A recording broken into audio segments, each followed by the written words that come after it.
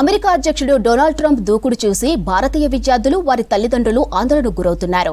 అమెరికాలో చదువులు పూర్తవగానే తిరిగి ఇండియాకి తిరిగి రావాలని పేరెంట్స్ విద్యార్థులపై ఒత్తిడి చేస్తున్నారు. ట్రంప్ నిర్ణయాలతో అమెరికాలో పార్ట్ టైం జాబ్స్ దొరక్క చేసే వీలు లేకుండా పోయింది. దాంతో తల్లిదండ్రులపై ఆర్థిక భారం పడుతుంది. ఇలాంటి సమయంలో అక్కడ ఉండటం మంచిది కాదని స్వదేశానికి తిరిగి రావాలని కోరుతున్నారు.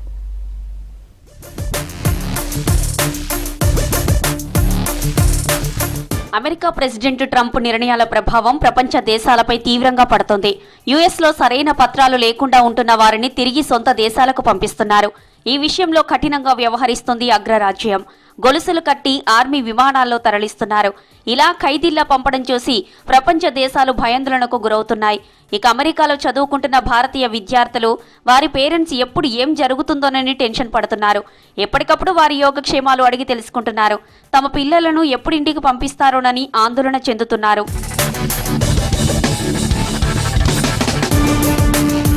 విదేశీ విద్య కోసం భారత్ నుండి ఏటా లక్షలాది మంది విద్యార్థులు వివిధ దేశాలకు వెళ్తుంటారు.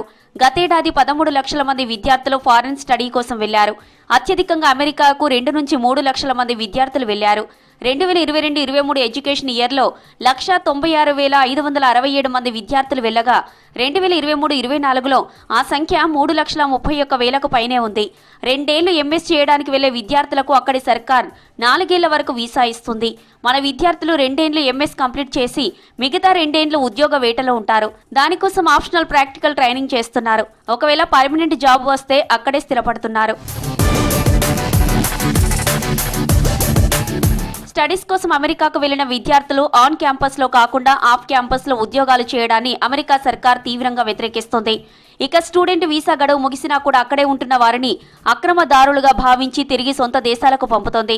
స్టూడెంట్ వీసాపై వెళ్లే విద్యార్థులు తల్లిదండ్రులకు ఆర్థిక భారం కావద్దని పార్ట్ టైం జాబ్స్ చేస్తుంటారు. అయితే ట్రంప్ అధికారంలోకి వచ్చిన తర్వాత పరిస్థితి మారిపోయింది. దీంతో తల్లిదండ్రులపై ఆర్థిక భారం పడుతోంది. అమెరికా పరిస్థితులు చూసి పేరెంట్స్ భయాందోళనకు గురవుతున్నారు. చదువులు పూర్తవగానే తిరిగి స్వదేశానికి రావాలని సూచిస్తున్నారు. ఇక్కడ కూడా మంచి ఉద్యోగాలు ఉన్నాయని, ఐటీ, ఏఐ రంగాల్లో అవకాశాలు వస్తాయని చెబుతున్నారు వివిధ రంగాల ఎక్స్పర్ట్స్. ఇప్పుడు ఇండియాలో కూడా అనేక రంగాలలో జాబులు బాగా పెరిగినాయి. ఐటీ రంగంలో ఎస్పెషల్లీ బాగా పెరిగినాయి. కాబట్టి ఏఐలో కానీ అన్ని టెక్నాలజీస్లో ఇండియాలో జాబులు పెరిగినాయి. సో మీకు అక్కడ జాబ్ దొరకపోతే, అమెరికాలో జాబ్ దొరకపోతే ఖచ్చితంగా ఇండియాకి రావచ్చు. ఇండియాలో కూడా జాబ్స్ మస్తుగా ఉన్నాయి, ఇండియాలో చేసుకోవచ్చు.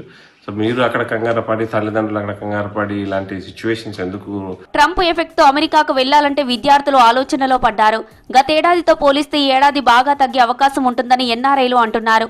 ఆర్థికంగా సపోర్ట్ ఉంటేనే అమెరికాకు పంపాలని, లేదంటే విద్యార్థులు పార్ట్ టైం జాబ్స్ పై నమ్మకం పెట్టుకుని వెళ్తే ఇబ్బందులు తప్పవని హెచ్చరిస్తున్నారు నిపుణులు. అక్కడికి వెళ్లి చదవడం కంటే ఇక్కడే ఎంఎస్ చేసి ఇండియాలోని స్థిరపడడం మంచిదని సలహా ఇస్తున్నారు. దేశంలో, రాష్ట్రంలో కూడా ఐటీ సెక్టార్ బాగా డెవలప్ అయిందని, అవకాశాలు కూడా పుష్కలంగా ఉంటాయని చెబుతున్నారు. ఇప్పుడు కూడా అక్కడికి పోయి చదువుకోవడం అవసరమా?